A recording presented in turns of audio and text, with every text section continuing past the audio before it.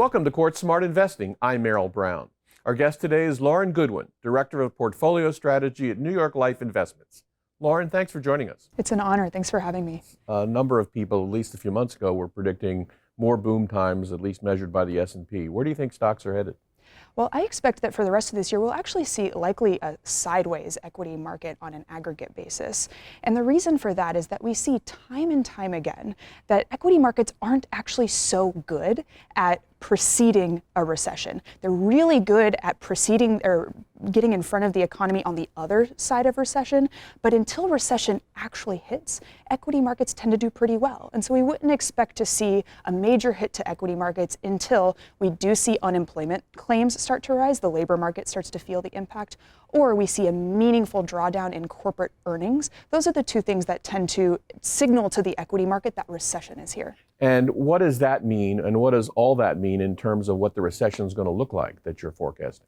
Well, we're expecting, for the reasons of consumer resilience that we've already discussed, but also corporate resilience, that the recession we'll see ahead is likely to be a mild one. In fact, one of the only reasons we expect that we would need to see a recession at all is that the Fed is so focused on bringing inflation lower, and we do think that it'll take a slowdown for inflation to move lower over the course of the next 6-9 months. And so these supports are likely to maintain some semblance of normalcy in the economy, but with a slowdown, again, beginning in the next 3-6 months. What does it really mean for people on the street to see a recession that people have been calling for many months, it seems like? Well, when recession actually arrives, we do expect that defensive sectors like consumer staples, like utilities, will tend to do better in the markets. But until then, we're actually not as focused on sectors in the traditional way.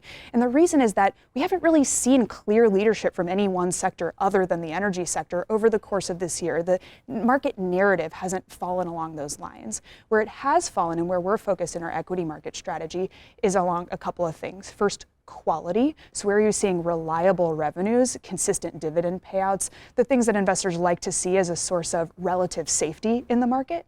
And then the other area that we find really compelling is the structural changes that we've seen in the economy over the last couple of years. In the equity market, one of our favorite themes is around infrastructure, because all the changes we're seeing with respect to US-China tensions, generative AI, there's all different types of things that could happen from there, but we know that we're going to need digital infrastructure to build our capabilities in generative AI. We know that we're going to need energy infrastructure to navigate the green transition. And so that's a sort of bricks and mortar idea that we think is going to see consistent investment over the next couple of years. Next, Lauren Goodwin on new opportunities in the deglobalization of the world economy.